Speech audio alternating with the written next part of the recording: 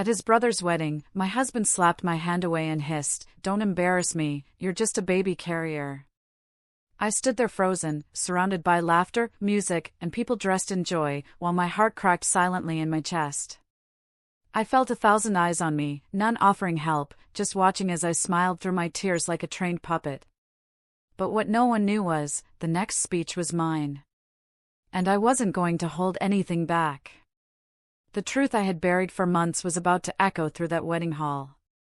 If he thought I was just a baby carrier, he was about to learn what I was really carrying inside me, every wound, every lie, and one explosive truth. The music swelled through the wedding hall, violins dancing with soft jazz, while laughter echoed like bells across the marble floors. Everyone was glowing, faces lit up, champagne glasses raised in endless toasts, camera flashes freezing perfect moments in time. And in the middle of all this celebration, I stood beside my husband, 7 months pregnant, quietly holding his hand, thinking maybe, just maybe, today he'd look at me like I mattered. But I was wrong. His brother, Ryan, had just finished his vows. The crowd erupted in applause, and the officiant signaled the next moment, the couple's walk back down the aisle. I instinctively reached for my husband's hand again, wanting to join in the joy. That's when it happened. With a sharp flick, he slapped my hand away. It wasn't hard. It wasn't loud.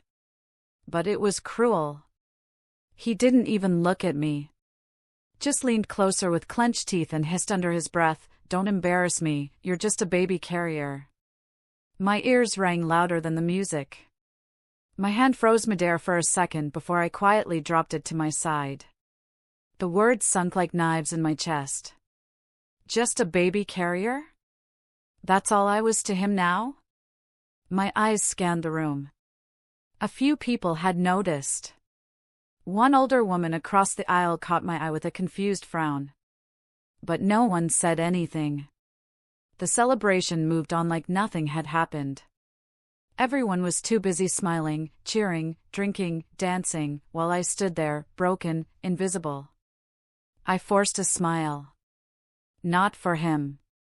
Not for the cameras. But because if I didn't smile, I would scream. And I couldn't afford to fall apart. Not here. Not now. So I smiled through the tears welling in my eyes. The salt stung, but I blinked it away, pretending everything was fine. I watched as the newlyweds posed for pictures, people circled around them, gushing over how beautiful the bride looked. Meanwhile, I stood at the edge, belly heavy with life, heart heavier with grief. And in that moment, something inside me snapped, not in a messy, dramatic way, but in a quiet, still way. Like the final thread of a rope finally giving in to years of tension. I wasn't just hurt. I was done. I looked at my husband. He laughed at something his mother whispered into his ear. His smile wide, his stance relaxed. He didn't even glance at me. He had no idea what was coming.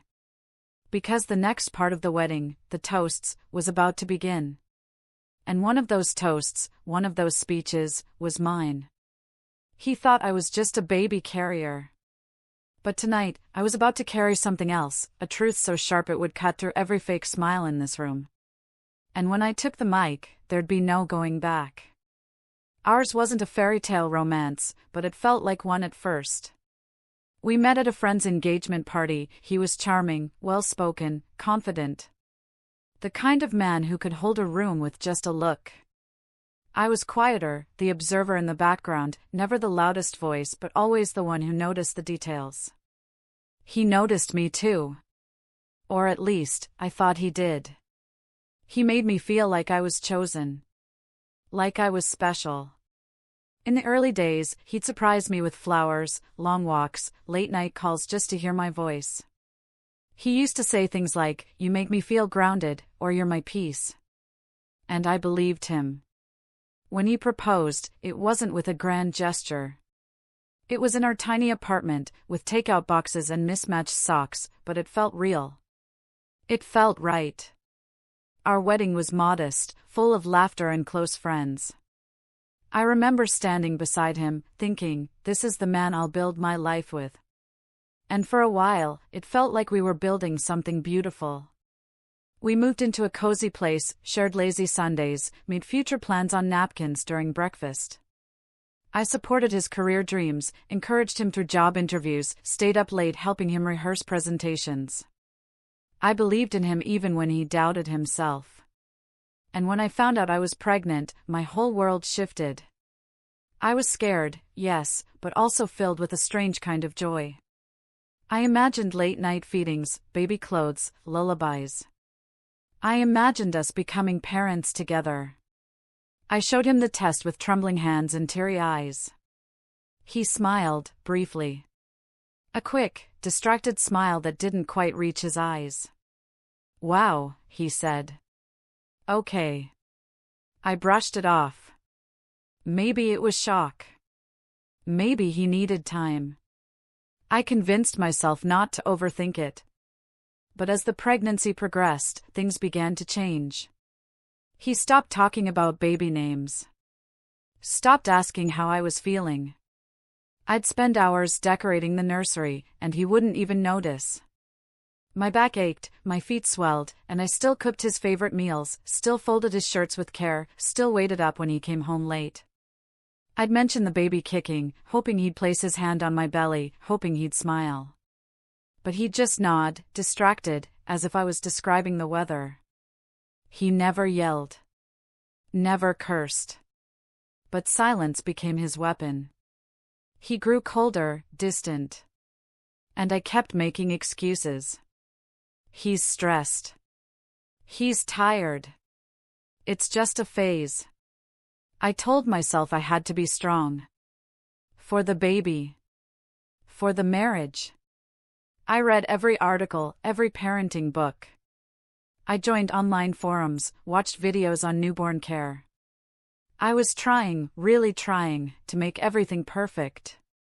But no one tells you how lonely it can feel to grow a life inside you while the person you love grows further away. I would lie awake some nights, staring at the ceiling, wondering if he still loved me. Wondering if I was enough. And then I'd place my hand on my belly, feeling those tiny kicks, reminding myself, this child was my reason now. My hope. My heartbeat. Still, I never stopped hoping he'd come around. I thought maybe once the baby arrived, he'd change. Maybe then, he'd look at me the way he used to. Maybe he'd see not just a mother, but his partner.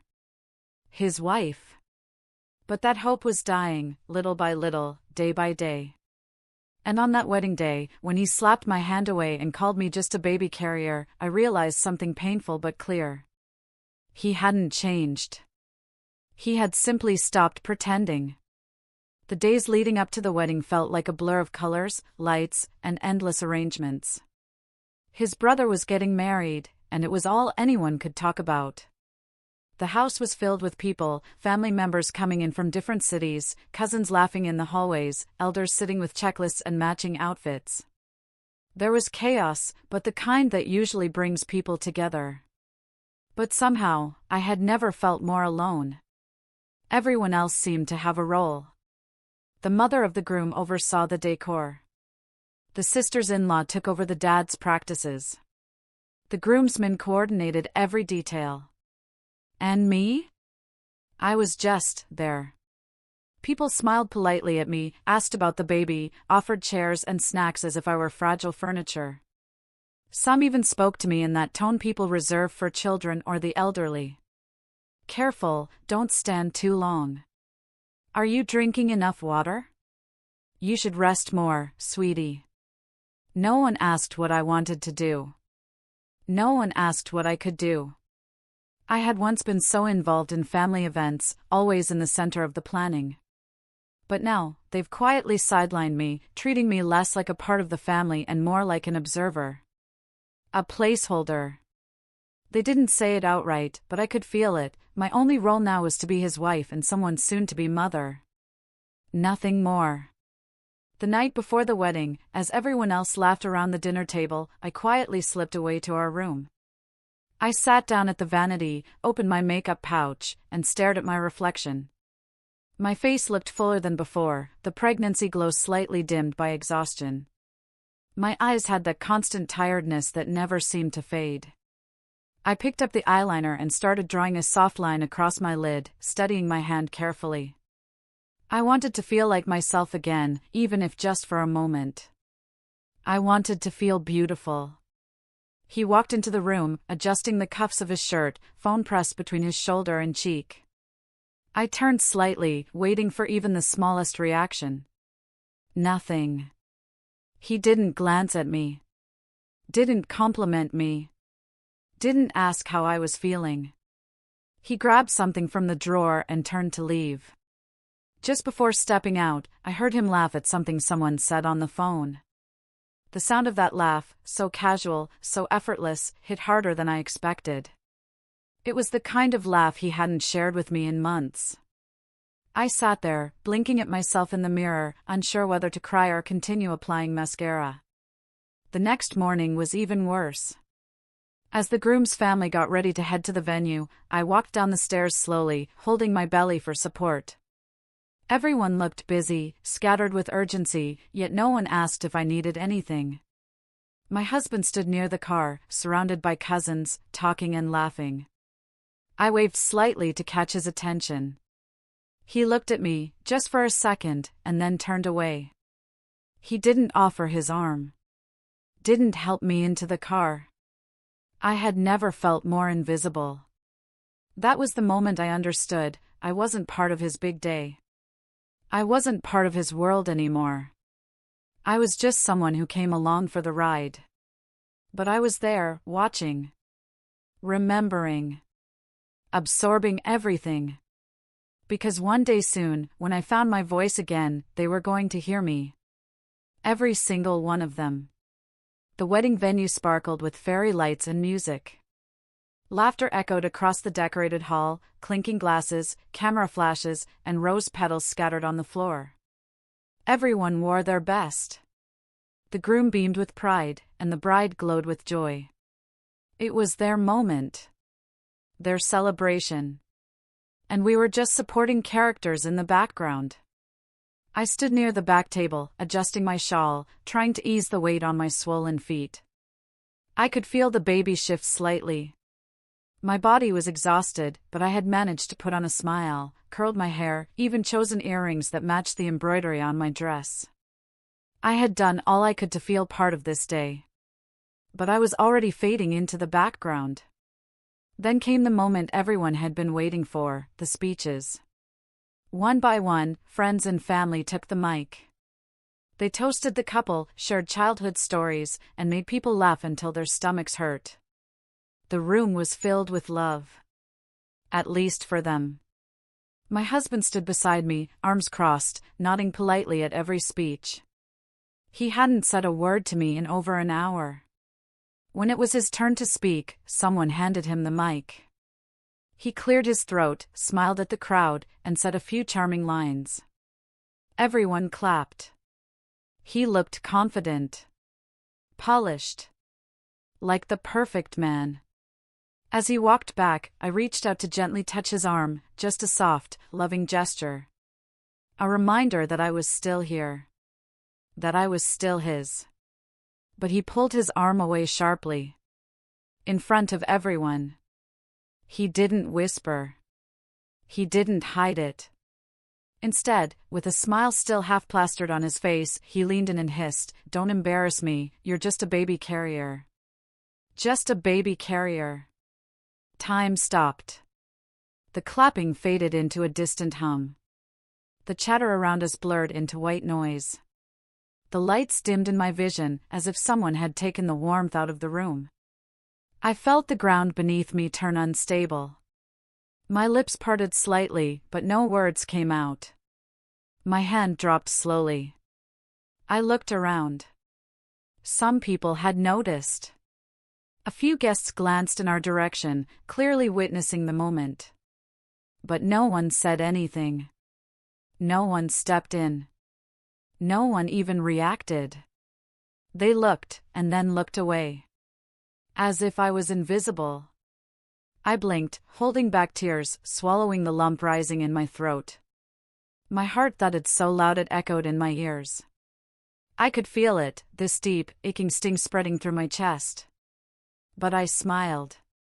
Not because I was okay. Because that was what I had always done. Smile. Stay silent. Be small. He walked away, leaving me standing there, with a forced expression stretched across my face and my soul cracking silently behind it. I wanted to scream. I wanted someone to see me, really see me. I wanted someone to say, "That's not okay. She doesn't deserve that." But no one did. I was surrounded by people, yet I had never felt so painfully alone. I turned slightly, clutching my belly, whispering softly to the life inside me, "It's okay. I've got you." And as I looked up, I saw the microphone still resting on the table. My name was next on the list for speeches. My hands were trembling. My mind spinning. But deep down, something inside me shifted. This time, I wouldn't smile. This time, I wouldn't stay quiet. They called my name. There was a soft clap, polite and short-lived. Most people expected a generic toast. Something about love, about family, about blessings for the newlyweds. They had no idea what was coming. I walked slowly toward the front. My heels clicked lightly on the marble floor, my hand resting protectively over my belly. I could feel every eye on me. Curious. Disinterested. Some distracted by their drinks, others glancing at their phones. Except one. My husband. He looked relaxed at first, leaning against a chair with a slight smirk, as if he expected me to say something sweet and harmless. As if he still believed I would play my part. As if I was still the woman who'd let herself be silenced. I took the mic. I didn't smile. I looked straight ahead, into the crowd, and let the silence breathe for a second longer than comfort allowed. Just enough to make people shift in their seats. Enough for hearts to start wondering if something was off. Then I spoke. When I married into this family, I thought I had found not just a husband, but a home. I believed in him. I supported him. I stood by him when he had nothing, when he doubted himself, when no one else believed in his vision. I was there. The room fell quiet. Forks stopped clinking. Murmurs died out. I continued, voice steady. When I found out I was pregnant, I was scared. But also overjoyed. I thought we'd finally enter a new chapter together. That our bond would grow stronger. That I would matter more to him, not less. Some people exchanged looks. I glanced at my husband. His smile had faded. His posture had changed. He looked tense now. But what followed, I said softly, was months of silence. Cold shoulders. Ignored doctor visits. Missed milestones. No late-night cravings runs. No comforting hand when I was throwing up. Just absence. A woman near the back let out a quiet gasp. I was told to smile, to be understanding. That men don't always know how to express things. So I gave him space. I gave him patience. I gave him everything. I paused, swallowing. And tonight, during one of the happiest celebrations in this family, when I reached for his hand, he pulled away. I took a breath. And told me not to embarrass him, because I'm just a baby carrier. Gasps rippled across the room. I didn't raise my voice. I didn't cry. I didn't break down. I just told the truth. I'm not sharing this to shame anyone. I'm sharing this because silence protects no one. Because women like me exist in every family photo, standing quietly, doing everything, while being seen as nothing. A hush blanketed the hall. No one moved. No one smiled now. I looked straight at him. I carried your child. I carried your burdens. I carried this marriage longer than you ever did. And from today, I carry myself. My voice never shook. My legs did. But I stood tall. I handed back the mic. People still stared, unmoving, stunned. He didn't meet my eyes. His face had gone pale. Jaw tight. That perfect image he had built, shattered in a moment of truth. I walked back to my seat, my back straight, my heart pounding like war drums in my chest. I wasn't just a wife. I wasn't just a baby carrier. I was a woman with a voice. And now, they had all heard it. For a second, the room was frozen in complete silence. You could hear the clinking of a single fork being placed gently on a plate. But no one moved. No one spoke.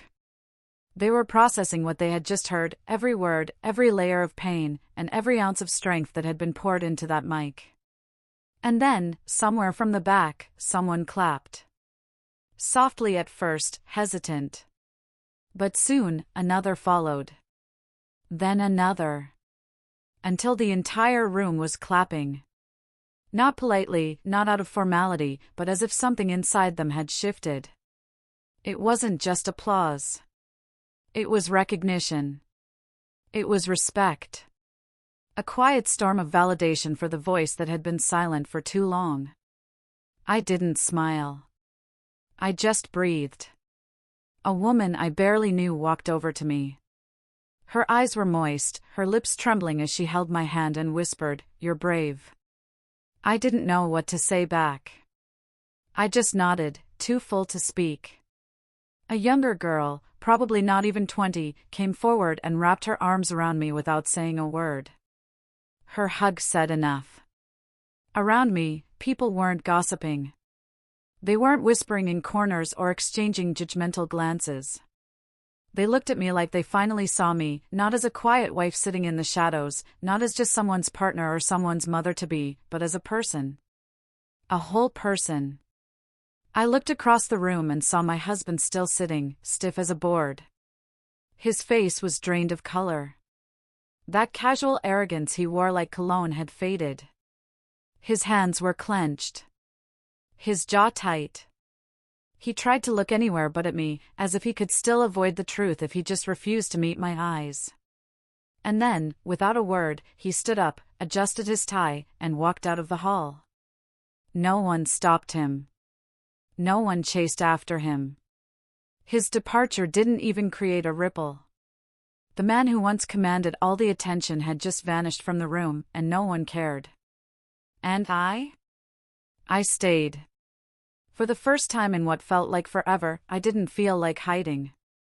I didn't feel the need to shrink into the background or pretend I was okay when I wasn't. I didn't need to apologize for taking up space. I was no longer just someone carrying life inside her. I was someone who had reclaimed her own. Later that evening, I stepped out of the hall for some fresh air. The night was cool, calm, almost poetic in its timing. I placed a gentle hand on my stomach. The baby kicked softly, and I smiled, really smiled, not for show, not for someone else's comfort, but because I felt peace. I had done what my heart needed, what my soul had begged for, quietly for months. The stars above blink like tiny reminders that the universe always watches, always listens, even when no one else does. And as I stood there, breathing in that stillness, one thought echoed clearly in my mind, louder than any applause, more healing than any hug: if being a baby carrier means being strong, selfless, and human, I'll probably be one. But I will never carry his disrespect again. And in that moment, I walked away, not broken, not bitter, but whole, fierce, and finally free.